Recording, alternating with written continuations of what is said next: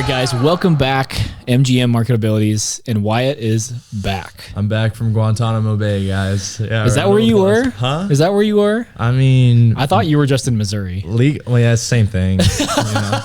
Same thing, man. Same thing. But I mean, I just been at school, taking care of business. You know what I'm saying? Oh yeah. I came back with some more knowledge. Did you? So I feel like I'm prepared for this podcast. I heard you were doing a lot of cold calling. Mm-hmm. Oh yeah. How was that? Well, man, it was something. I thought I loved it, but I found out that you can be good at something, but just really not enjoy it that much. You know what I'm saying? 'Cause oh, for sure. It's one thing when you're calling 30 people a day, and it's for like someone like their kind of agency and stuff. It's different when you're calling 180 people a day, pitching the same script to roofing company owners, which you can imagine probably aren't very open to no, just they don't click. care. Yeah. But yeah, no, I mean, I definitely learned a lot. Yeah. But it's time to turn the page. Yes. You know what I'm saying? It is time. Yeah. It is time. Yeah. Well, but now you got all the experience, which is awesome. Yeah. No, it was a great experience. I mean, it was 8 weeks of just picking up the phone, calling. I mean, by the end of it, I didn't even need my script. I just had it in my head. Really? I'd walk around the office and just call people. That's crazy. Yeah. I mean, it was a good culture too. Sure. It's just like I don't know. There's just some small things that weren't for me, but I mean, it was an internship as well. It wasn't like I quit. It was just like, it was over. A certain time period. Yeah. They tried to extend me, but Sure. I was like, I signed up for 8 weeks, so I'm going to do 8 weeks. Yeah. Yeah. Did you want to leave early? I thought about it. Because it was, I mean, my previous work experience has been, a lot of serving. So it was I'm very used to a dreadful 4 to 5 hour shift. Yeah. It turned into, 7 to 5 p.m. Oh my gosh. Real quick. And I was like, Yeah. wow, I really didn't know how good I had it. Yeah, So. for sure. Yeah, that's awesome. All right, guys. So today we are talking about 5 ways that you can make your offer enticing to your customers. So we'll start with number 1 is, highlighting the clear value propositions of your offer. And basically that just means making your offer very clear to people, making it I feel like that people will make offers on what they do, what it is they do, what the problem they solve, but they convolute it. They try to make it sound super, complex and this big and bad thing. When in all reality, you just need to make it simple. Like, what's the problem that you're solving? Because people want their problem solved. Yeah, I mean, back to the cold calling. When I was getting trained on it, there was 2 things I was told about it. It was introduce who you are and what value you bring to the table, because people don't have all day. You know what I'm saying? No. And then expanding off of that, the same thing applies with an email or a cold reach out, because if you are lucky enough to talk to the owner, you're speaking to the owner. Yeah. They don't have all day. They're busy people. So, some people think they have to make everything so fancy and talk about all these big words that nobody understands.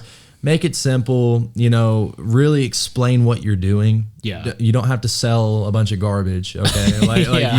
you can be honest and upfront, and, as long as you're delivering on the service you promise, there's, no reason why you shouldn't succeed. Yeah, exactly. And yeah, I feel like, having a good mission statement, always having that in the front of your website or your shirts or your building or whatever, and making it so simple that people have no doubt in what you do and the problem that you solve. Yeah. It's got to be clear. Yeah. Okay. Number 2 is social proof. So, you got to have real proof that what you do works. People can't just decide I'm going to spend $20,000 with this person because they said they could do this thing for me. People just don't do that. Yeah, definitely not. I mean, when it comes to anything outbound lead generation or marketing or whatever it might be, that goes a long way. A testimonial goes a very long way. And a way a lot of people actually get started with their businesses. I mean, I'm even doing it right now with like I've started like kind of a product photography thing. I'm figuring out the product photography side. Yeah. I got the sales side down, but yeah, I mean, I'm learning as I'm going. I feel like I, better on my feet or whatever. For sure.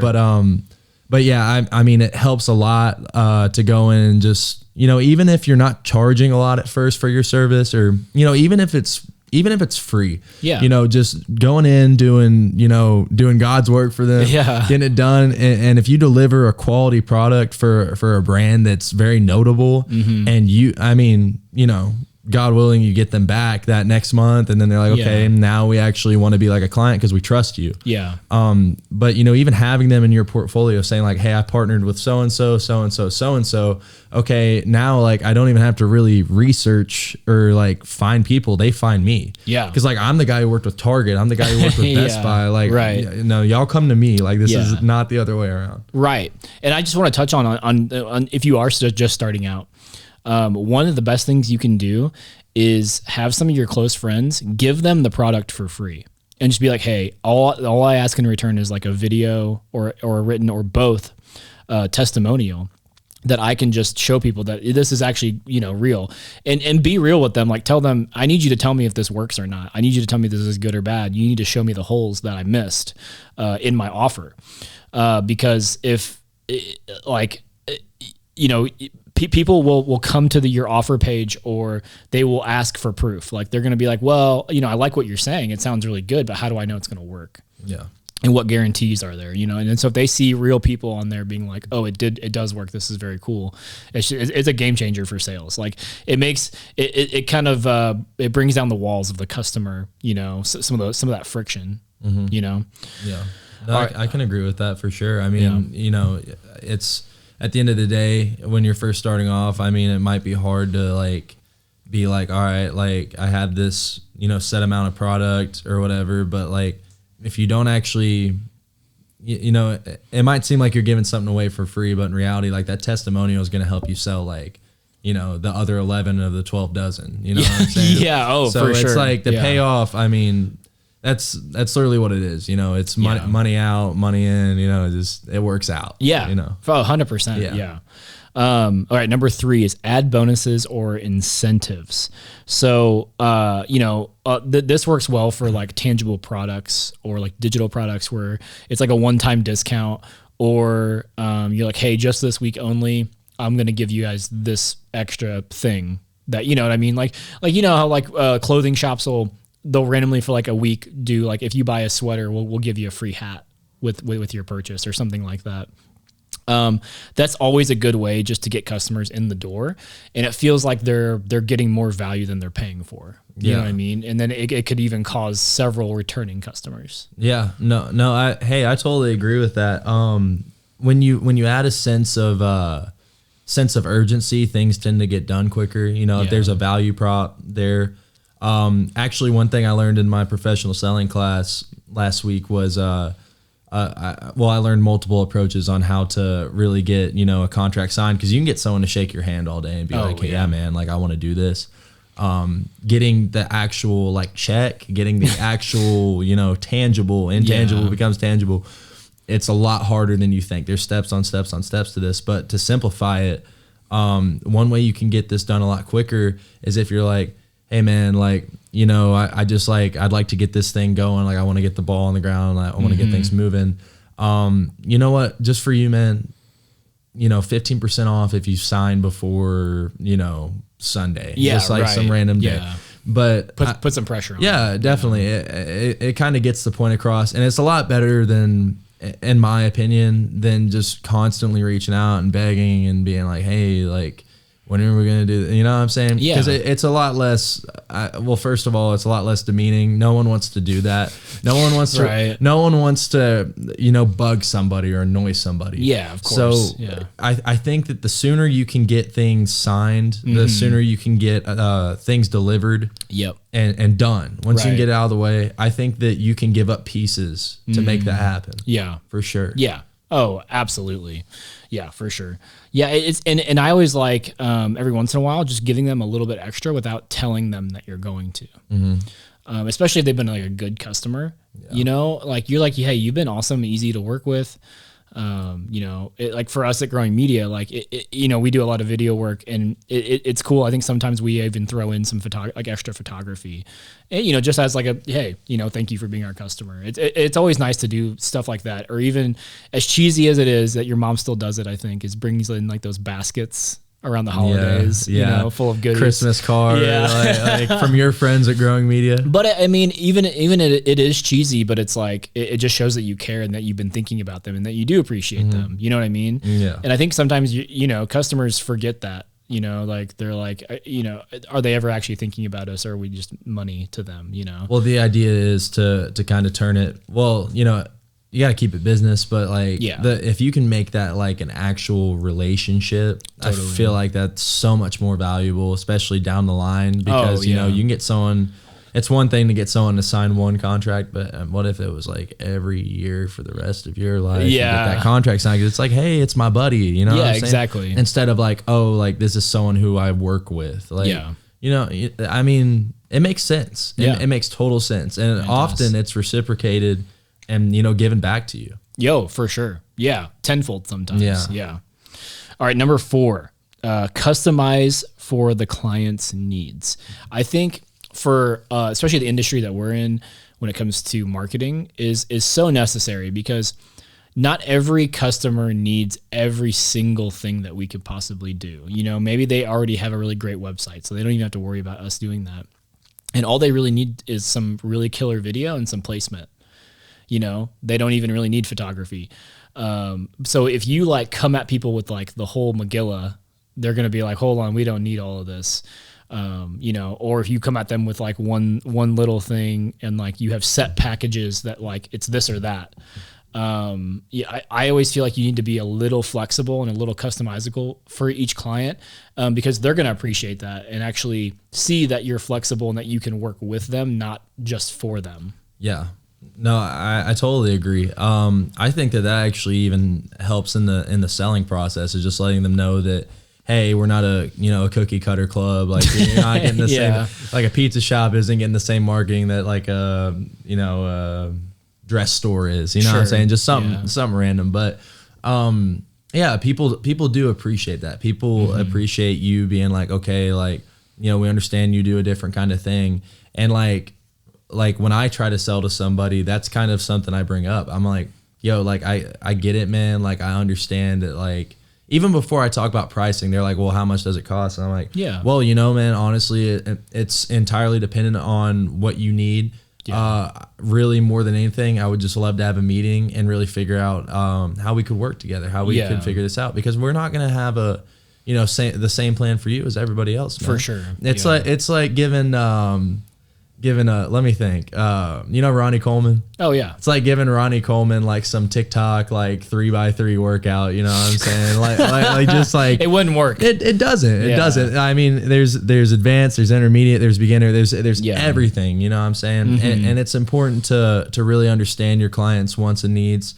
Write them down and really try to execute it to the best of your ability. Yeah. I know. I 100% agree. Yeah, being flexible is it's a game changer, and I think it will get you more business. But don't be too flexible, you know. Yeah. Like, bend for your clients, but don't bend over backwards. Yeah, not when you're taking losses. Yeah, man. don't get taken advantage of. No. You know, for sure. All right, last but not least, number 5, ensure professional presentation. Now, going back to number 1, I don't think that this means like go nuts, you know, and have all these fancy words and this fancy presentation. Like, professional doesn't always mean this huge, big deal. It really just means like, is everything spelled correctly? Is everything laid out well? Is it easy to understand? Is it enticing to your possible customer? Because really, again, they want to know the things how it's going to help them. But you also don't want to have like terrible misspellings in your presentation or you know, something like that. Yeah, definitely. I mean, I think that, you know, obviously there's a fine line between, you know, trying to build rapport, to build a relationship, and just being careless. Right. Like, for instance, I mean, the first time meeting with someone in person or even on a Zoom call, I think it's very important that you at least dress somewhat presentable. You don't want to be in your pajamas. You don't want to have messed up hair. I might have done that a couple times with some advisors from my school, but if it's someone who wants to work with you, think about it. Are you going to work with someone who, you know, looks like, oh, they really got it together? Yeah. You know what I'm saying? Right. So I think that's definitely part of it. But with that being said, you don't want to come in acting like you're, you know, Mr. Hotshot and you got everything figured out, because chances are you probably don't. No one's the best at anything. You know what I'm saying? Yeah. There's always a bigger fish. There's always more to learn. There's always more to find out. But yeah, I mean, obviously, like you said, I mean, grammar is, you know, look, man, that is important. That is the bare minimum. Like you should not be having typos in your emails. You know, you should, you know, speak like you're going to speak to someone you're selling to, not like you would like, you know, your buddy from back home. Like I understand like maybe the approach of being like, hey man, like this is my value prop. This is what I have to offer. This is who I am, you know, like that's one thing.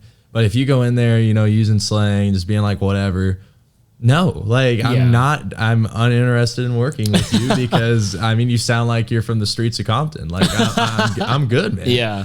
So, I mean, it's just about finding that balance. Yeah, for sure.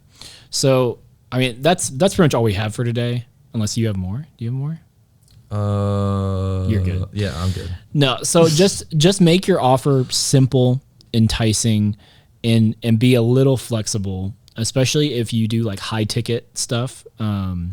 You know, if you're trying to do something that's over $1,000, you know, be a little flexible. Like show them that, you know, they're not just dropping $1,000 on you for no reason. Like show them that you can work around them and that you can work together. And yeah, just don't like over or underthink the offer, because the offer really matters. Like you can do all the marketing all day, like you can get yourself out there, but if your offer isn't good, when they get to that like landing page or when they get to that meeting, they won't buy. Like it doesn't matter how well your marketing was, like they still won't buy because they won't see how obvious it is that they need to work with you. And you need to make it so obvious that they would feel stupid not working with you. That's, I mean, yeah, you should feel confident in your offer. You know, because people can sniff that out whenever you're coming in, you're like kind of shaky. Like, I don't know if they're going to bite on this number. You know, don't sell yourself short either. Yeah. You know, you can trust most people or, you know, most business owners to understand what they're doing, what it's worth if they really are passionate about it. But, you know, I mean, don't be afraid to, you know, if you're looking at a number and you're like, wow, this is way too big because I'm just starting off, like, well, like this guy on the internet told me to price it at this. Yeah. You know, don't be afraid to, you know, take a step back, be like, hey, maybe I'll price this a little more fairly, a little more in, you know, my arsenal of what I have to offer. Yeah. You know, because down the road, I mean, that pays off, man. There's no shame in taking a small cut for a greater payout down the line. Dude, that was good. Yeah. That's good. Thanks, man. Thank you guys for watching, listening, wherever you are. Please hit the subscribe button and let us know what topics you guys want us to discuss. Let us know in the YouTube comments, or if you want to DM us on Facebook or Instagram. We'll see you guys next time. Peace.